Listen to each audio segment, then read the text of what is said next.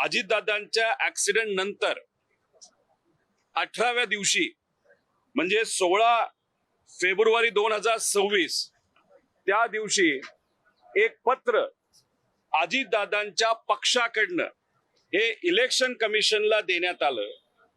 त्याच्यामध्ये सह्या कोणाकोणाच्या आहेत? प्रफुल्ल पटेल, सुनील तटकरे आणि ब्रिजमोहन श्रीवास्तव अशा 3 लोकांच्या सह्या आहेत. आणि त्या सह्या कशावर त्यांनी केलेल्या आहेत? एक तर त्यांनी खोटं सांगितलं की त्यांचे जे कॉन्स्टिट्यूशन आहे, एक प्रत्येक पक्षाचं कॉन्स्टिट्यूशन असतं, हे बदलण्यात आलेलं आहे. आणि त्याच्यामध्ये जे कार्य अध्यक्ष असतील, नॅशनल वर्किंग प्रेसिडेंट, यांना पक्षाचे पूर्ण अधिकार त्या ठिकाणी दिले जातील. म्हणजे अजितदादांना जाऊन फक्त 18 दिवस झाले होते आणि 16 फेब्रुवारीला हे पत्र इलेक्शन कमिशनला सुनेत्रा काकींना न सांगता, पार्थला न सांगता, बाकी आमदारांना विश्वासात न घेता हे या 3 नेत्यांनी, खास करून प्रफुल्ल पटेल आणि सुनील तटकरेंनी ही ताकद त्या पक्षाची आणि पूर्ण अधिकार जे अजितदादांकडे होते ते पूर्ण अधिकार हे प्रफुल्ल पटेलांना या पत्राच्या माध्यमातून त्या ठिकाणी दिलं गेलं.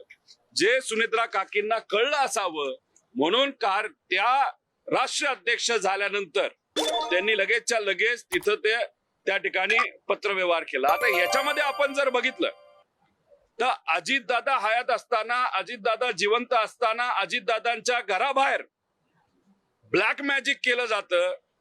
कदाचित नाशिकचाच जो भोंदू बाबा आहे त्या माध्यमातून दादांच्या घराबाहेर तिथं काळी जादू करण्याचा प्रयत्न, नाही तर पूजा करण्याचा प्रयत्न त्या ठिकाणी होतो.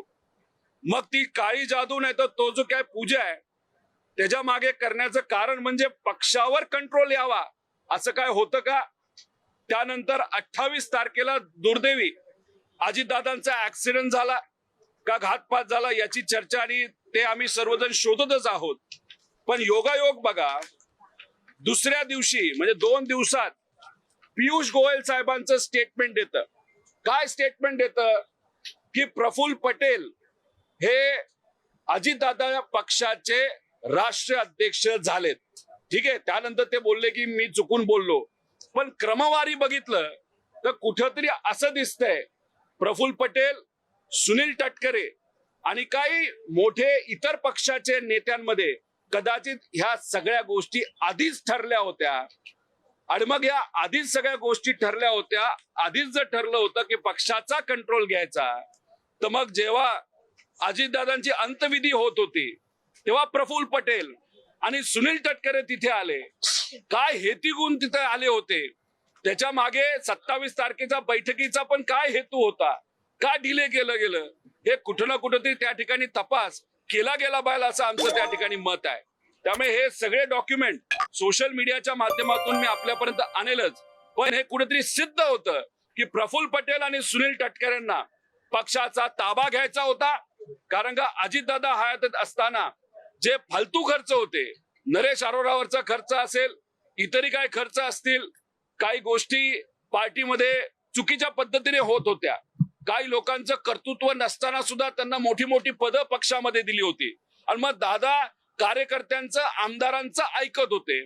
पण या लोकांचं ऐकत नसल्यामुळे मग ह्या लोकांनाच कुठेतरी असं पाहिजे होतं का की अख्खी पार्टी आपल्या कंट्रोलमध्ये त्या ठिकाणी यावी आणि मग अजितदादांचा ऍक्सिडेंट होणं, पार्टीचा कंट्रोल करण्याचा प्रयत्न त्या ठिकाणी करणं. सुनेत्रा काकींना हे सगळं कळणं. आता सुनेत्रा काकींना मला एवढंच त्या ठिकाणी सांगायचं की राजकारण लय वंगाळ झालेलं आहे. अवतीभोवती जी कोणी लोक आहेत त्यांच्याबद्दलची काळजी आपल्याला घ्यावी लागेल. कार्यकर्ता, पदाधिकारी, आमदार हे आपल्या सर्वांसाठी महत्वाचं आहे. आणि मला जे कळतंय अधिवेशनामध्ये दादांच्या ऍक्सिडेंट बद्दल 1-2 आमदार सोडले तर कुठलाही आमदार तिथं बोलला नाही. कारण सुनील तटकरे आणि प्रफुल्ल पटेल यांनी सांगितलं होतं की अजिबात दादांच्या ऍक्सिडेंट बद्दल त्या ठिकाणी तिथं बोलायचं नाही. जय पवार सुद्धा प्रेस कॉन्फरन्स घेणार होते, ती प्रेस कॉन्फरन्स का नाही झाली? जय लढणारा आहे, शेवटी पवार आहे, मराठी माणूस आहे, पण मग त्याचा आवाज दाबण्याचा कुणी प्रयत्न करतंय का? ती प्रेस कॉन्फरन्स का होत नाही? ह्या सगळ्या गोष्टीकडे बघितल्यानंतर आमचं मत आहे की कुठंतरी हा कट आधीच रचला गेला होता का? त्यानंतर पार्टीवर कंट्रोल करण्याचा हा कुठला तरी हेतू काय लोकांचा होता का? आणि मग दादांचा ऍक्सिडेंट. मग ह्याच्यात म्हणून आम्ही सातत्याने म्हणतोय की क्रिमिनल इन्व्हेस्टिगेशन त्या ठिकाणी व्हावं, आणि क्रिमिनल इन्व्हेस्टिगेशन व्हावं यासाठी FIR होणं महत्वाचं आहे.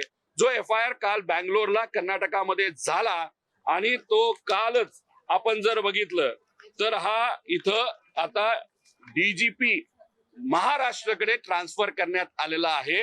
आणि शेवटची जर आपण त्या ठिकाणी हे बघितलं त्याच्यामध्ये तिथं सांगण्यात आलेलं आहे की हे सगळं आपल्याकडे आलेलं आहे, आता आपण त्याच्यावर त्या ठिकाणी कारवाई करा. म्हणजे कर्नाटकाच्या पोलिसांकडे आता हा तपास राहिलेला नाही, हा तपास आलेला आहे महाराष्ट्र पोलिसांकडे. आता महाराष्ट्र होम मंत्रालय, पोलीस या बाबतीत काय निर्णय घेतात हे या ठिकाणी आपल्याला बघावं लागेल. पण याच्या मागे, दादांच्या घातपातच्या मागे, नाही तर ऍक्सिडेंटच्या पाठीमागे काय रणनीती होती, काय कट कारस्थान त्या ठिकाणी झालं होतं आणि कुणी रचलं होतं हे बघायचं असेल तर क्रिमिनल इन्व्हेस्टिगेशन होणं हे महत्वाचं आहे, असं आमचं सगळ्यांचं मत आहे. 26 फेब्रुवारीचं तुम्ही जे पत्र म्हणताय त्यात काय नेमकं म्हटलंय? कॉन्स्टिट्यूशन मध्ये बदल झालाय पक्षाच्या असं म्हटलंय, पण इतर काय बाबी आहेत? त्याच्यामध्ये बऱ्याच बाबी आहेत, पण त्यात असं सांगण्यात आलेलं आहे की the national president shall preside over the national convention and his her absence, the national working president shall preside. म्हणजे नॅशनल वर्किंग प्रेसिडेंटला सगळी ताकद मिळली जाईल जेव्हा तिथं राष्ट्रीय अध्यक्ष नसेल. मग कोण आहे वर्किंग प्रेसिडेंट? प्रफुल्ल पटेल आहेत. मग पूर्ण ताकद कोणाला पाहिजे होती? प्रफुल्ल पटेलांना पाहिजे होती. हेच तर आम्ही सातत्याने त्या ठिकाणी सांगत होतो. त्यामुळे 13 दिवस सुद्धा झाले नव्हते, एकच पॉलिटिकल स्टेटमेंट मी त्या ठिकाणी केलं होतं. आम्ही म्हणालो होतो की त्या पक्षाचे राष्ट्रीय अध्यक्ष या सुनीता काकीच झाल्या पाहिजे, आणि महाराष्ट्राचं उपमुख्यमंत्री पद सुद्धा त्यांनाच त्या ठिकाणी मिळालं पाहिजे, आणि सगळे कॅबिनेट मंत्रीपद जे अजितदादांकडे होते ते सुनीता काकींकडे गेले पाहिजे, असं आमचं सगळ्यांचं मागणं होतं. ठीक आहे, फायनान्स आता मिळालं नसेल, पण आता हे अधिवेशन झाल्यानंतर फायनान्स त्यांना मिळेल असं आम्हाला कळतंय. याच्यासाठीच आम्ही मागणी केली होती, कारण या लोकांवर दादांचा ज्याच्यावर विश्वास नव्हता, प्रफुल्ल पटेल आणि सुनील तटकरे यांच्यावर आमचा सुद्धा त्या ठिकाणी विश्वास नव्हता, आणि म्हणूनच तिथं ते स्टेटमेंट आम्ही केलं आणि आमदारांनी प्रेशर टाकलं. त्याच्याच बरोबर 35 आमदारांनी प्रेशर टाकलं. बाकीचे कोणी लिहिलं नसेल ती वेगळी गोष्ट आहे. त्यानंतर काही पदाधिकाऱ्यांनी प्रेशर टाकलं, म्हणून काकी ह्या राष्ट्रीय अध्यक्ष झाल्यात, म्हणून काकी ह्या उपमुख्यमंत्री झाल्यात. आणि नक्कीच उपमुख्यमंत्री होण्यामध्ये CM साहेबांचा नक्कीच मोठा वाटा आहे, आणि वरून केंद्रीय जे भाजपचे मोठे नेते आहेत त्यांचाही त्याच्यामध्ये वाटा आहे. पण राष्ट्रीय अध्यक्ष होण्यामागे फक्त कोणाचा वाटा असेल तर काही 35 आमदार आणि पदाधिकारी, या लोकांना जे करायचं होतं, पक्षाचा कंट्रोल जो घ्यायचा होता, तो मात्र त्या ठिकाणी त्यांना तिथं घेतला आला नाही.